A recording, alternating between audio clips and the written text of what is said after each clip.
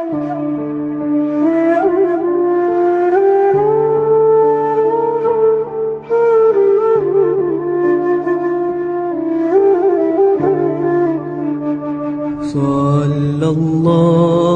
ala Muhammad,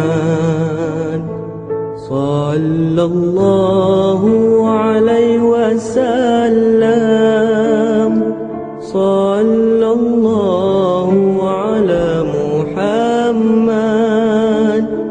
sallallahu alaihi wasallam.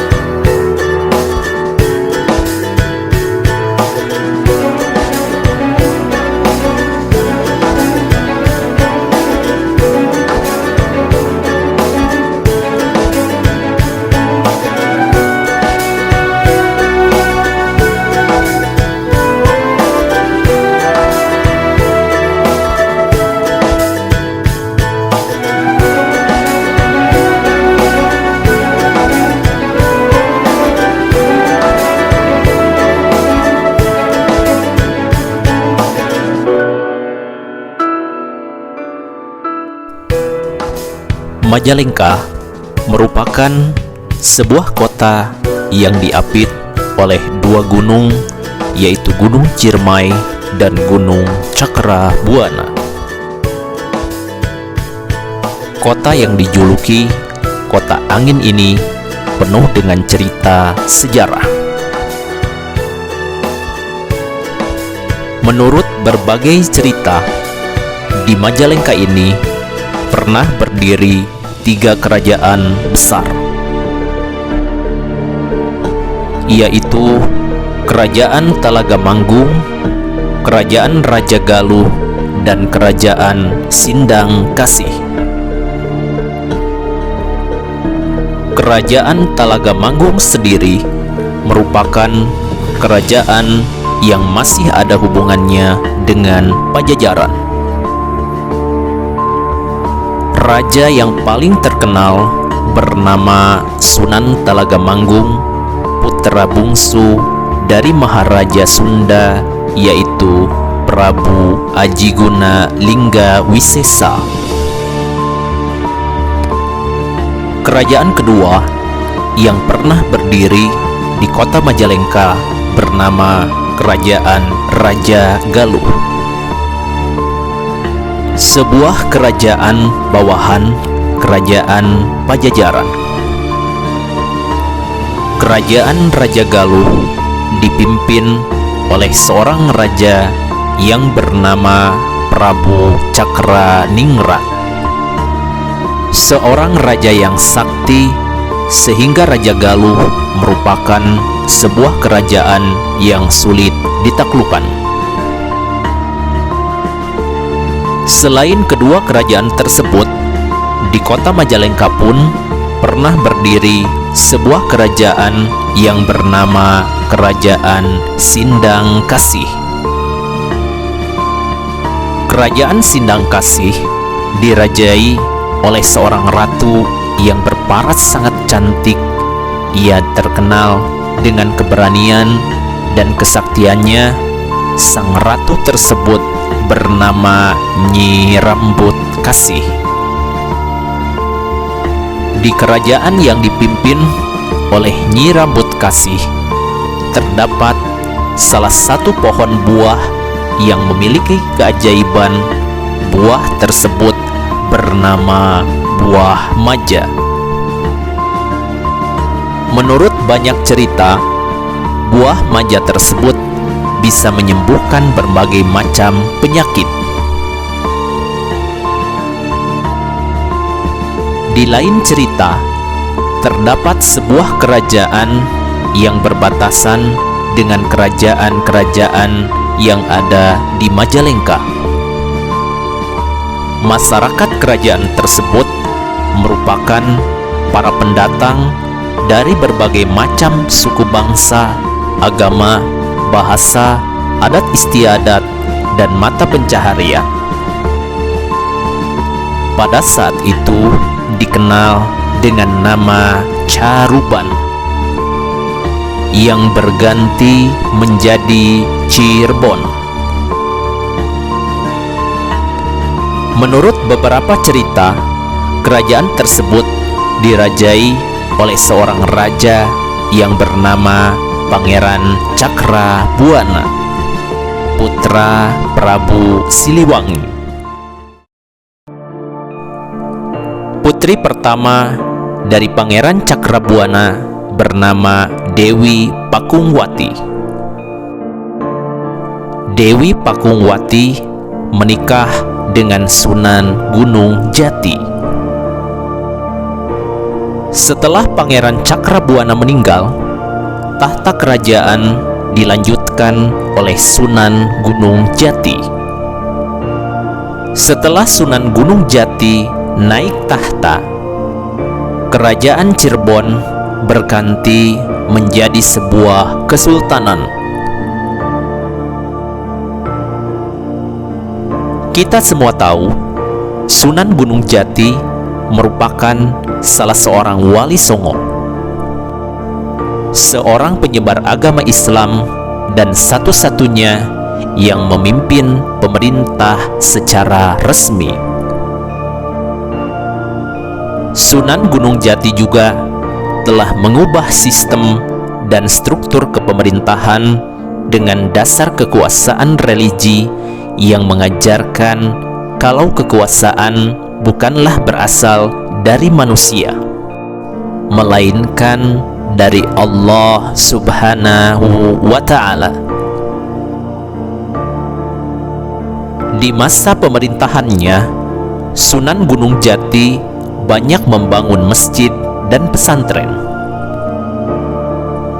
Salah seorang muridnya yang banyak dikenal masyarakat bernama Pangeran Muhammad. Pangeran Muhammad sendiri merupakan putra Pangeran Panjunan atau Syekh Abdurrahman, putra Syekh Nurjati atau Syekh Datuk Kahfi. Pangeran Muhammad menikah dengan Siti Armilah, salah seorang putri pemuka agama dari Sindang Kasih. Dan dari pernikahannya melahirkan salah seorang putra bernama Maulana Solih, atau yang lebih dikenal dengan sebutan Pangeran Santri. Banyak cerita yang mengisahkan tentang peran penting yang dijalani oleh Pangeran Muhammad selama hidupnya. Sunan Gunung Jati tahu betul siapa sebenarnya Pangeran Muhammad. Ia merupakan salah seorang cucu ulama besar, sehingga Sunan Gunung Jati mengutus Pangeran Muhammad untuk menyebarkan agama Islam di tanah Jawa. Dibantu oleh istrinya, Pangeran Muhammad menyebarkan agama Islam dari pelosok ke pelosok hingga ke beberapa kerajaan yang ada di Majalengka. Di lain cerita, Pangeran Muhammad merupakan salah seorang pencetus nama kota Majalengka. Awal cerita, pada masa pemerintahan Sunan Gunung Jati, Kesultanan Cirebon dilanda sebuah wabah. Ada yang menyebutkan wabah tersebut adalah penyakit malaria. Berbagai ahli obat-obatan turun tangan Tetapi tak ada satupun yang mampu menghentikan ganasnya wabah tersebut. Hingga akhirnya Sunan Gunung Jati berdoa memohon petunjuk pada Ilahi Robbi untuk menghentikan wabah tersebut. Dalam doanya, Sunan Gunung Jati mendapat sebuah petunjuk bahwa wabah tersebut bisa dihentikan dengan sababiah buah maja. Buah maja tersebut hanya ada di sebuah kerajaan di bawah pimpinan seorang ratu, yaitu Kerajaan Sindang Kasih. Dalam berbagai cerita dikisahkan, untuk mendapatkan buah maja tersebut sangatlah sulit karena sang Ratu Sindang Kasih enggan untuk memberikannya. Bahkan buah maja yang menjadi satu-satunya obat penawar wabah malaria tersebut dilenyapkan oleh sang ratu dengan kesaktiannya. Pangeran Muhammad akhirnya pulang dengan tangan kosong sambil mengatakan majae langka. Sampai sekarang tempat ini dikenal dengan nama Majalengka. Wallahu alam.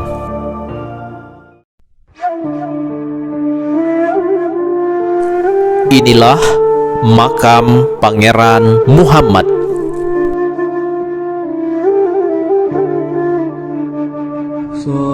Sallallahu ala Muhammad, sallallahu alaihi wasallam, sallallahu ala Muhammad, sallallahu alaihi wasallam.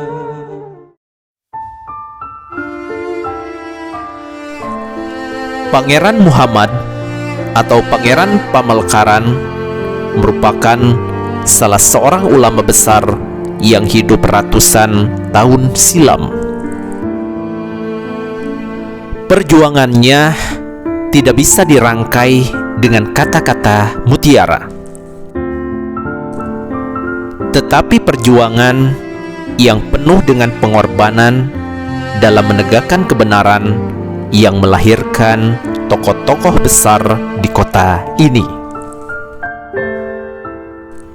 Ia merupakan salah seorang tokoh yang telah menunjukkan sebuah jalan kebenaran, jalan yang dilakukan oleh baginda Rasulullah Shallallahu Alaihi Wasallam, yaitu jalan Islam.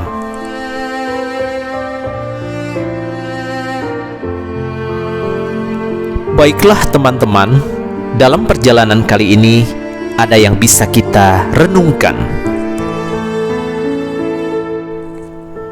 Pangeran Muhammad merupakan salah satu sosok yang telah menunjukkan sebuah jalan bagi banyak orang. Jalan tersebut adalah jalan yang begitu lebar yang bisa dilalui oleh siapapun, yang masing-masing tidak akan saling terganggu karena jalan yang ditunjukkan sang tokoh mampu membawa keselamatan, kebahagiaan, dan kedamaian yang hakiki di antara sesama manusia. Jalan itu adalah ajaran Islam, sebuah ajaran yang dibawa oleh Rasulullah Sallallahu Alaihi Wasallam. Wallahu wafiq, akhwami tarik. Wassalamualaikum warahmatullahi wabarakatuh.